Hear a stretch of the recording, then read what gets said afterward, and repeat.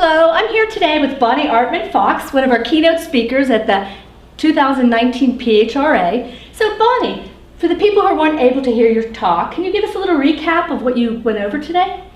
I talked about the family factor, which is the connection between how conflict was handled in our upbringing and how it impacts how we deal with conflict today in the workplace. And for example, if you maybe have a boss who's overactive and angry, that boss may remind you of a parent who was overactive. Absolutely, yes. Or if you found yourself in your family that you were the fixer. When there was conflict, when there was tension, you smoothed things over and tried to create harmony for everyone to get along. And you find yourself having that same role in the workplace. We talked about that and what are 4 action steps that you can take to turn around. Oh, that was very helpful. Yes.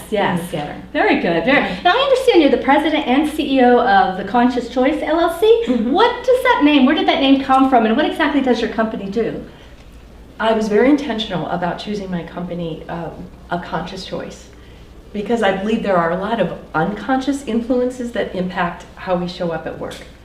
A conscious choice is being aware, being mindful of what we say, what we do, how we interact with coworkers to resolve conflict and build team trust. So I provide leadership coaching, I speak at conferences such as here at PHRA, as well as work internally with organizations to help develop a healthy work culture. Oh, awesome. That's really excellent. I understand your background. You're a psychiatric nurse. You were a psychiatric nurse. How does that play in your field, that what you're currently doing now? I imagine a lot. Yes. Well, I would suggest that we all have a mokita. And no, it's not a drink. It's a word from one of the tribes in Papua New Guinea that means the truth we know about and agree not to speak of. In our English language, it's the elephant in the room. Yes. And whether I was working with a family in crisis or now working with an organization, a leadership team who aren't getting along, there are mokitas. There are problems that aren't being addressed and conversations that need to be had. And so I help people have those difficult conversations and get along with each other. Yes, well, that's helpful. Yes, indeed. So I hear that you are a boss whisperer. And what exactly does that mean? I could use one of those. Boss whispering is a specialized leadership coaching model.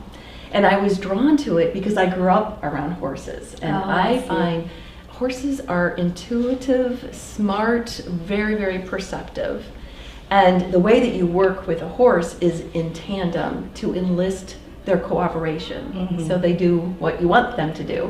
And in the same way, that's how I work with leaders. That leaders are also very smart, very talented, very perceptive.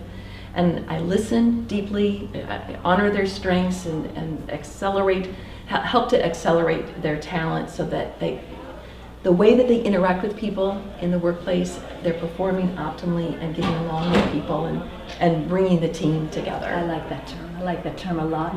So you're a busy person. What do you do to unwind? You know, we're all busy. Yes.